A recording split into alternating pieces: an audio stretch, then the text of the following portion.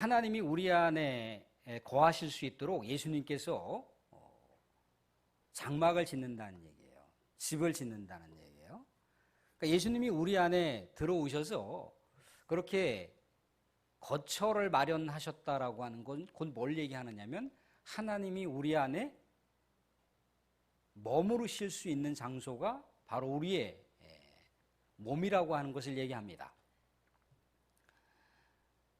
늘 언제나 하나님은 우리 가운데 거하시기를 즐겨하시고 또 우리 가운데 임재하시기를 좋아하신다는 거예요. 그렇기 때문에 우리 몸을 어떻게 해야 됩니까? 우리 몸을 항상 아름답게 가꿔야 되죠. 우리 마음대로 우리 몸을 막 굴려서도 안 되고 함부로 막 이렇게 남용해서도 안 됩니다. 우리는 하나님의 전이에요. 하나님의 성전입니다. 하나님의 성전은 하나님께서 늘 언제나 머무르실 수 있는 거처이시기 때문에 하나님이 머무른다라고 하는 건 곧 축복을 의미합니다. 은혜를 의미한다는 거예요. 근데 하나님께서는 늘 언제나 향기로운 믿음의 백성들의 삶의 곁에서 또 우리의 성전인 우리 안에 오셔서 축복해 주시길 원하시고 또한 은혜 내려주시길 원하시는데 우리의 몸과 마음이 하나님이 늘 언제나 오실 수 있고 하나님이 늘 언제나 기뻐하실 수 있는 그런 복된 장소로 우리가 준비하지 않고 만들지 않는다면 하나님께서는 우리 안에 오실 수가 없게 된다는 거예요. 그러니까 마치 굴러 들어온 복을 발로 차버리는 그런 상황이 되는 거죠. 하나님이 늘 언제나 향기롭게 머무르실 수 있는 그런 복된 처소가 바로 하나님의 성전인 우리 몸인데 우리 몸에 하나님이 오실 수 없도록 그렇게 방치하고 마음대로 그렇게 남용을 해버리게 되면 하나님께서 우리 안에 오실 수가 없는 상황이 되어버린다는 거예요.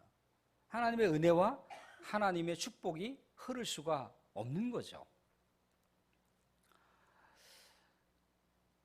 그렇기 때문에 우린 늘 언제나 우리의 몸과 마음을 하나님께서 머무르실 수 있는 아름다운 성전이 될 수 있도록 자꾸만 아름답게 가꾸고 또 살피고 그래야 된다는 거예요. 사랑하는 성도들, 하나님께서 늘 언제나 머무르실 수 있는 향기로운 성전이 우리 몸인 것을 알고 우리 몸을 늘 언제나 아름답게 가꾸실 수 있기를 주님으로 축원드립니다. 예, 또 늘 가꾸라고 제가 그렇게 말씀드렸다고 해서 또 집에 들어가셔서 화장품을 좋은 걸로 좀 사야 될 텐데 그런 의미가 아니죠. 마음을 가꿔야죠. 마음을. 사람의 마음이 불편하고 마음이 뭔가 복잡하고 마음이 힘들잖아요. 얼굴에 딱 나타나요. 아무리 웃으려고 하더라도요. 마음에서 이미 다 일그러져 있고 마음에서 이미 다 갈등이 생기고 있고 마음에 이미 수많은 고뇌가 있으면요. 얼굴에 딱 이렇게 아무리 웃어도 그 웃음이 평온이 없는 웃음인 것을 알게 돼요. 그죠? 인상 쓰는 그런 모습으로 나타난다는 거예요. 늘 언제나 우리의 마음을 가꾸기 힘써야 돼요. 우리가 하나님의 성전이 될 수 있었던 그 비결이 오늘의 성경 말씀 가운데 등장을 하더라는 거예요. 오늘 말씀 가운데 보면 예수님께서 유대인의 유월절 명절 절기에 예루살렘에 올라가셨다라고 나와 있어요. 남자라고 한다면 유대 혈통을 갖고 있는 남자들이라고 한다면 이 유월절 명절에 항상 예루살렘에 하나님의 성전을 찾아야 돼요. 성전에서 하나님께 예배를 드려야 됩니다. 이것이 남자들이라면 필수사항이에요. 그런데 유대인이 아니라 할지라도 하나님을 경외하는 사람이 있을 수 있다는 거예요. 이방인이라 할지라도 하나님께 예배를 드리고자 하는 사람들이 있을 수 있다는 거예요. 에티오피아 여왕의 그 내시도, 그 외교부 장관도 하나님을 사모하면서 예배드리러 예루살렘에 왔다라고 하는 그런 내용의 흔적을 우리가 볼 수 있듯이 그렇다는 거예요. 이방인들도 성전을 찾을 수가 있다는 겁니다. 그래서 예수님께서 성전에 이제 올라갔는데 성전에 어떤 광경이 벌어지고 있습니까? 소 파는 사람, 양 파는 사람, 염소 파는 사람, 비둘기 파는 사람들이 질비하게 있는 거예요. 또한 돈 받고 주는 어떤 환전상들이 거기 있다라는 거죠. 이런 자들이 왜 그 예루살렘 성전에 있는 이유가 뭡니까? 먼 지역에서 오거나 타국에서 오는 사람들이 하나님께 예물을 드리려고 뭐 소나 양이나 염소를 드리고 올 거 아니에요, 그죠? 그런데 이렇게 먼 지역이나 타국에서 오는 사람들이 그 짐승을 데리고 오게 됐을 때 그 짐승에 흠집이 나거나 아니면 짐승에 상처가 나게 되었을 경우, 또 먼 길을 오기 때문에 도적대를 만날 수도 있고 또 사나운 맹수들을 만날 수도 있습니다. 그래서 뭔가 짐승의 몸에 상처가 나게 되면 그 짐승은 제물로 드려줄 수가 없어요. 큰 낭패를 보는 거죠. 문제가 생겨버리는 거죠. 그래서 먼 지역이나 타국의 사람들은 굳이 그렇게 큰 모험을 걸 필요가 없이 돈을 들고 예루살렘 성전을 찾으면 성전 주변에 짐승을 파는 사람들한테 짐승을 사서, 흠집이 없고 상처가 없는 짐승을 사서 제물을 드릴 수가 있다는 거예요. 차라리 큰 모험을 걸고 상처 입은 제물을 가져와서 제물 자격 조건에 합당하지 못할 바에는 차라리 안전하게 조금 더 웃돈을 주더라도 그렇게 예루살렘 성전에 와서 제물을 사는 거예요. 그래서 그 사람들을 바라보면서 뭔가 한몫 챙기기 위해서 이 성전에 짐승을 파는 사람들이 있었던 거죠. 또 환전상들이 있어요, 그죠? 환전상들. 그 당시에 거래되는 모든 돈은 로마 제국이 다 수많은 나라들을 장악하고 있기 때문에 로마 제국에서 발행하는 화폐를 사용할 수밖에 없습니다. 근데 로마 제국에서 발행하는 화폐는 다 뭐가 그려져 있나요? 로마 황제의 얼굴이 그려져 있어요. 그런데 이렇게 하나님께 성전에 와서 성전세를 올릴 때 사람의 얼굴이나 어떤 상들이 그려져 있는 것을 가지고 성전세를 낼 수가 없어요.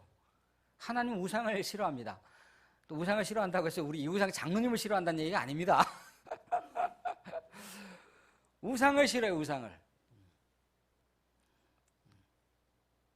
우상을 싫어하기 때문에 우상이 있는 화폐를 성전세로 낼 수가 없어요. 그래서 당시 우상이 없는 당시 두로 화폐라든가 은전을 돈을 주고 사서 그것을 가지고 성전세를 낼 수가 있습니다. 그러니까 돈을 바꾸어주는 환전상들이 거기 있는 거죠. 근데 이것을 바라보면서 예수님께서 소동을 일으켰습니다. 난리를 쳤어요. 그 짐승들을 다 내쫓고 그들의 환전상들의 그 상을 막 뒤엎으시고 막 비둘기 파는 사람들을 향해서 내 아버지의 집을 장사하는 집으로 만들지 말라고 다 내쫓아 버렸습니다. 예수님께서 이렇게 하는 행위가 뭘까요? 그냥 그것은요, 환전상들이 있거나 아니면 짐승을 파는 사람들이 보편적으로 옛날부터 계속 그 장소에 있었다는 거예요. 근데 굳이 애써서 예수님께서 무리하게 왜 그렇게 소동을 일으키면서 그 난리를 치신 이유가 뭘까요? 오늘 그 분명한 이유가 성경 본문에 등장을 하고 있습니다. 우리 16절 말씀을 보시면 16절 말씀에 16절 말씀 한번 보겠습니다. 같이 시작. 비둘기 파는 사람들에게 이르시되 이것을 여기서 가져가라. 내 아버지의 집으로 장사하는 집을 만들지 말라 하시니, 내 아버지의 집으로 장사하는 자의 집을 만들지 말라. 내 아버지 집을 장사하는 자의 집으로 만들지 말라는 거예요. 아니, 그 전부터 보편적으로 있었던 여러 가지 그 당시에 환전상들이나 짐승을 파는 자들인데 갑자기 맨 뜬금없이 예수님께서 갑자기 등장을 하셔서 그들의 그 상을 엎으시고 짐승을 내쫓으시면서 이런 행동을 하는 이유가 내 아버지의 집을 장사하는 자의 집으로 만들지 말라. 좀 뭔가 엉뚱한 행동인 것 같잖아요. 그죠? 근데 이때 제자들이 무엇을 깨달았다고 했습니까? 예수님의 이 행위와 말씀을 통해서 뭘 깨달았다라고 나와 있느냐면 오늘 말씀 가운데 17절 말씀을 보시면 17절 말씀 함께 보겠습니다. 17절 말씀도 같이 읽겠습니다. 같이 시작. 제자들이 성경 말씀에 주의 전을 사모하는 열심히 나를 삼키리라 한 것을 기억하더라. 이 시편 69편 9절의 말씀입니다. 이 말씀을요, 쉬운 성경으로 보면 이렇게 나와 있어요. 주의 집에 대한 나의 열심이 불처럼 나를 삼켜버렸다. 불처럼 나를 삼켜버렸다. 이 다윗의 고난심이다. 다윗이 극심한 고통 가운데 하나님께 회복을 열망하는 시가 시편 69편이에요. 그런데 하나님의 회복을 바라는 이 말씀과 도대체 예수님께서 행동하시는 이 내용과 어떤 관계가 있느냐는 거죠.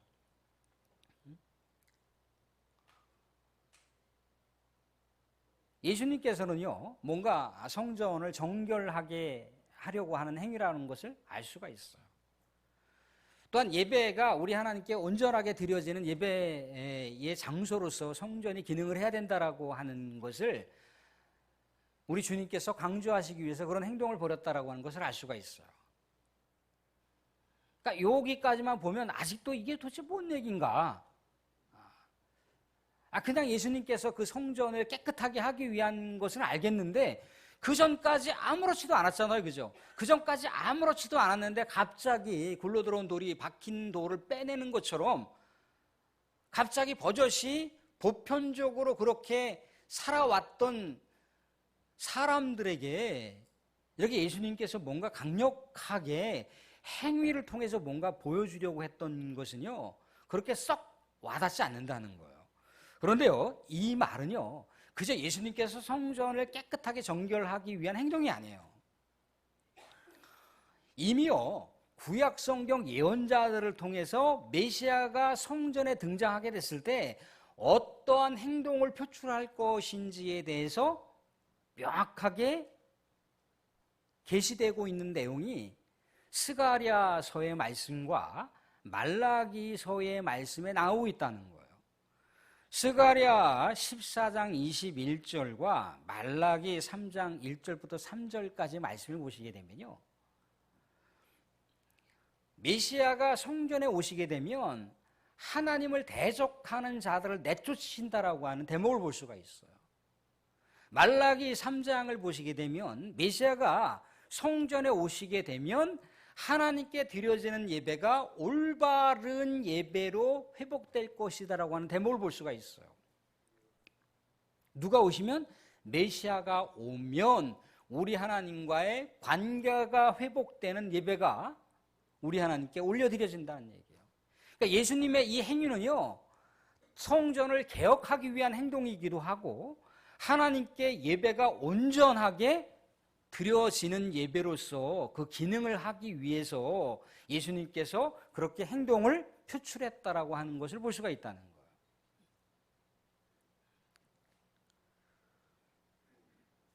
그러니까 예수님께서 이렇게 소동을 벌인 것은 뭡니까?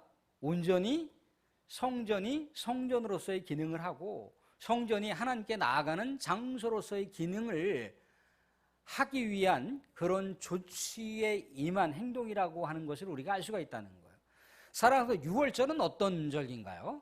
자, 눈을 크게 뜨시고 저 뒤에 우리 학생들 예배 집중하세요. 6월절은 어떤 절기인가요? 사람이 죽었다가 살아난 절기를 기념하는 날입니다. 출애굽 백성들이 죽음에서 새로운 생명으로 다시금 새롭게 태어난 절기가 유월절기예요. 그러니까 하나님의 백성들이나 아니면 이방인들이 하나님을 찾을 때, 예배를 드리기 위해서 이 성전을 찾을 땐 온 마음과 온 영을 다해서, 전심을 다해서 하나님께 예배에 집중해야 되는 거예요. 그런데 예배에 집중하려고 하는 사람들에 대해서 예수님께서 지금 뭔가 질타를 하시거나 그들을 뭐라고 하는 장면이 없잖아요. 그죠? 그렇게 순수한 마음을 가지고 하나님을 사모하고 하나님께 온 마음으로 예배를 드리고자 하는 그 사람들이 정말 아름다운 예물을 준비하여 그 예물을 짐승으로 바꾸고 하나님께서 받으실 만한 그런 성전세로 우상이 새겨져 있지 않은, 로마 황제의 얼굴이 그려져 있지 않은 그런 은전과 화폐로 우리 하나님께 드리기 위해서 그렇게 예루살렘 성전을 찾았는데, 성전 들어가는 입구에서 지금 어떻게 하고 있는 거예요?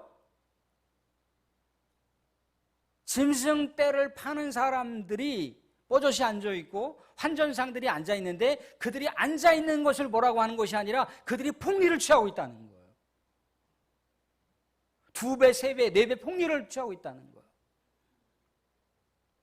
사랑하는 성도들, 왜 요즘에 우리가 집값 때문에 왜 우리가 이렇게 분노를 하는 이유가 뭡니까? 몇 배씩 뛰어버렸거든요. 몇 배씩. 제가 여기 오기 전에 은평구 수색동이라고 하는 곳에 35평 아파트가 4억이었어요. 4억. 근데 5년, 6년이 지난 다음에 지금 아파트 값이 얼마인지 아십니까? 15억, 20억이에요.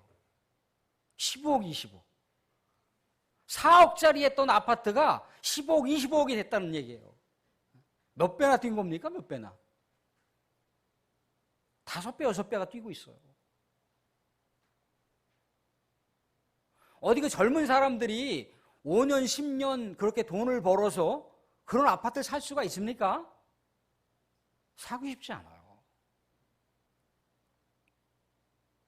그래서 분노를 하는 거예요. 순수한 마음으로 예배를 드리려고 그렇게 예배에 쳐서 우리 하나님의 성전을 찾았는데, 저기 예배당 앞에서 몇 배나 되는 짐승을 사야 되는 거예요. 자기 지역에서는 10만 원이면 샀던 짐승인데 여기 예루살렘의 성전 앞에 와서 짐승을 사보려니까 100만 원 달라는 거예요. 하나님께 성전세를 내려고 이렇게 준비를 해왔단 말이죠. 그죠? 아무리 비싸도 한 1.5배 정도 받겠지. 아무리 비싸도 2배 정도 받겠지. 딱 왔는데 6배, 7배를 받는 거예요. 그러니까 예배 드리려고 했었던 순수한 마음이 다 완전히 다 파괴된단 말이죠. 누구 때문에 이 예배가 우리 하나님께 온전하게 드려지는 예배가 되어야 되는데 누구 때문에 파괴가 되는 겁니까? 이 폭리를 취하려고 하는 이 장사꾼들 때문에 우리 하나님께 온전하게 드려지는 예배 장소가 기능이 완전히 상실해버리고 말았다는 거예요. 그리고 이 상인들, 이 환전상들의 뒷배를 봐주는 사람들이 누굽니까? 그 당시에 종교 지도자들이었잖아요. 종교 지도자들도 이 폭리를 취하는 상인들에게 몇 배, 몇 곱절 고수익으로 올릴 수 있다라고 하는 생각 때문에 봐주는 거 아니겠어요? 그죠? 그 자리값 봐줄 거 아니겠어요? 그죠? 그러니까 예수님께서 의문을 일으키는 거예요. 아니 도대체 우리 하나님 아버지의 집을 이따위 장사하는 자의 집으로 만들어서 향기롭게 예배 드리려고 그렇게 예배 드리려고 했던 자들의 그 예배가 완전히 다 난도질 당하고 있으니 예수님께서 얼마나 분노하셨겠습니까? 그래서 이들의 상을 엎으시고 이들의 짐승떼를 내쫓으시고 내 아버지의 집을 그렇게 만들지 말라고 하는 거예요. 더욱이 메시아가 오면 그 성전에서 하나님께 온전하게 드려지는 그 예배에 걸리적거리는 것을 다 내쫓는다고 나와 있단 말이죠. 하나님께 바쳐지는 온전한 예배로서 드려질 수 있도록 우리 메시아가 성전에 와서 예배를 회복시킨다라고 하는 메시아의 성취 사상이 이 성전에 나타나고 있는 거예요.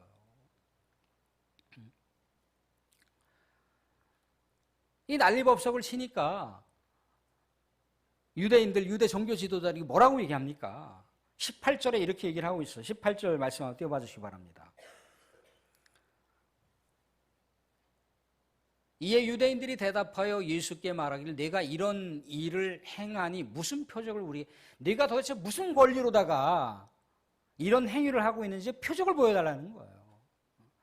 내가 정말 그런 권리가 있는지 표적을 보여달라는 거예요. 그랬더니 예수님께서 19절 같은 말씀을 하신단 말이죠. 19절 같이 말씀 읽어보겠습니다. 같이 시작. 예수께서 대답하여 이르시되 너희가 이 성전을 헐라 내가 사흘 동안에 일으키리라. 이 성전을 헐라 내가 사흘 동안 일으키리라. 이게 표적이라는 거예요. 표적. 내가 이런 표적 때문에 성전에 와서 이 난리를 치는 거다라고 하는 것을 얘기해주고 있어요. 자, 결국 이 헤롯이 지은 46년 동안 지은 성전을 헐어버리면 3일 동안 다시 세운다라고 하는 예수님의 이 말씀에 대해서 유대인들은 콧방귀를 꼈어요. 콧방귀를. 야, 이거 46년 동안 졌어. 너 말 같지도 않은 말 하지 마. 자, 사랑하는 성도들, 예수님께서 이 말씀하신 거 이거 뻥입니까? 예수님 뻥쟁입니까? 예수님 허풍쟁인가요? 생각해봐요. 상식적으로 46년 동안 지은 건물을 헐어버리는데 어떻게 3일 동안 짓습니까? 뭐 텐트를 짓는 겁니까? 여러분들 이 광기교회 교회 건물을 헐어버리고 예수님이 3일 동안 내가 지을 수 있어 그러면 예수님은 그렇게 하실 수 있죠 라고 믿음으로 반응한 사람들이 얼마나 있겠어요. 근데 예수님께서 주시는 말씀은 예수님께서 독특하게 주시는 말씀도 있지만 대부분 예수님께서 주시는 말씀은 구약 성경 말씀을 성취하는 말씀들이 대부분입니다. 이 말씀도 역시 마찬가지로 스가랴 6장 12절에 보시면 보라 싹이라 이름하는 사람이 자기 곳에서 돋아나서 여호와의 전을 건축하리라 라고 나와요. 여호와의 싹. 그 싹이 뭔가요? 스가랴 선지자의 시대로 생각해보면 대제사장 여호수아를 얘기하는 것이지만 구속사적으로 누구를 얘기하는 겁니까? 예수님을 얘기하는 거예요. 예수님이 나타나면 여호와의 전을 건축한다는 얘기입니다. 근데 아무리 상식적으로 생각해봐도 이해가 되나요? 이게 도대체 무슨 말인가요? 유대인들이 그 당시에 46년 동안 건물로서 지은 이 헤롯 성전이라고 하는 곳은 이미 기능이 상실해버렸잖아요. 하나님께 나아갈 수 있는 장소가 되지 못했지 않습니까? 하나님과 하나님의 백성들, 하나님을 찾는 백성들이 거룩한 만남이 이루어질 수 있는 장소가 되지 못하게 만들어버렸잖아요. 하나님의 백성들, 하나님을 찾는 사람들이 하나님께 온전하게 드려질 수 있는 예배로서의 장소로서 이미 기능적으로 완전히 다 무너져 내려버리고 말았다는 거예요. 그러니까 건물로서 그 성전은 이미 예배로서의 가치가 없다는 거예요.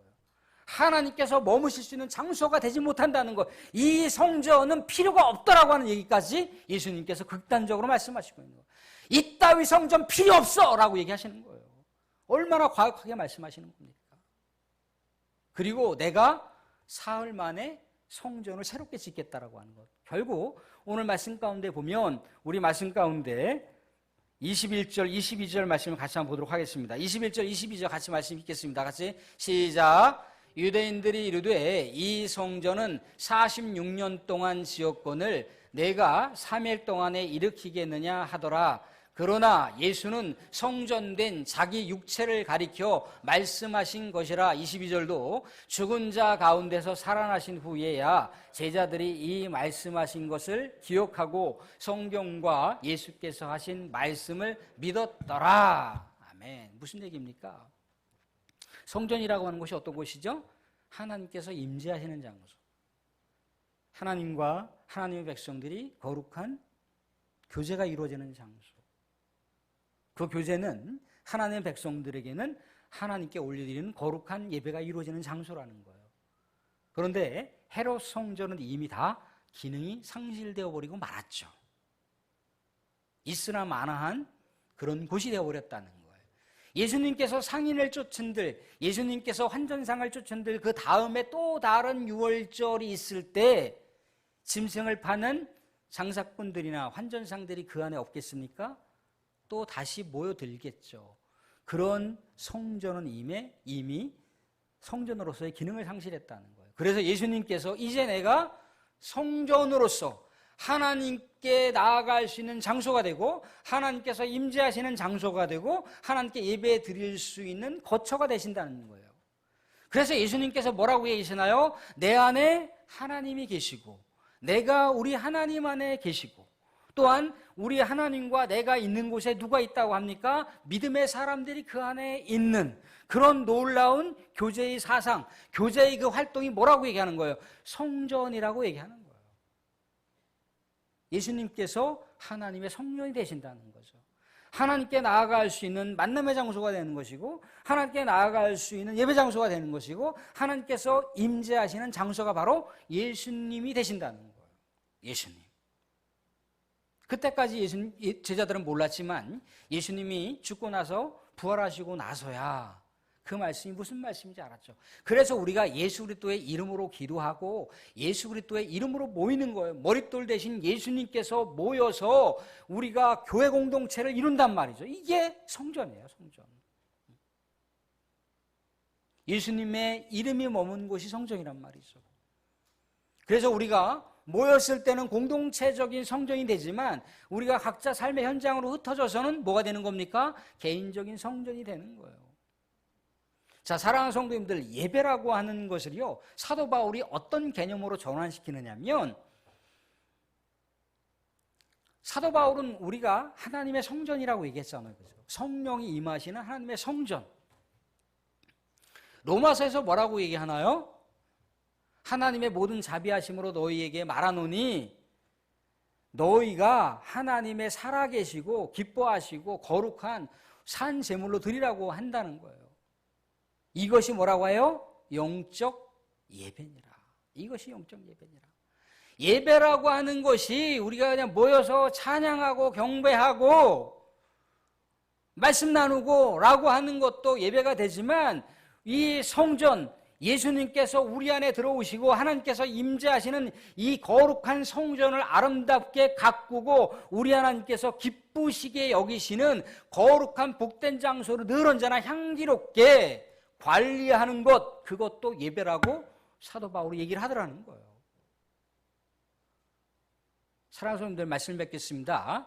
우리는 성령께서 임하시는, 우리 하나님께서 임재하시는 거룩한 예배 장소가 바로 성전인데 그 성전이 바로 우리 몸인 줄로 믿으시기 바랍니다.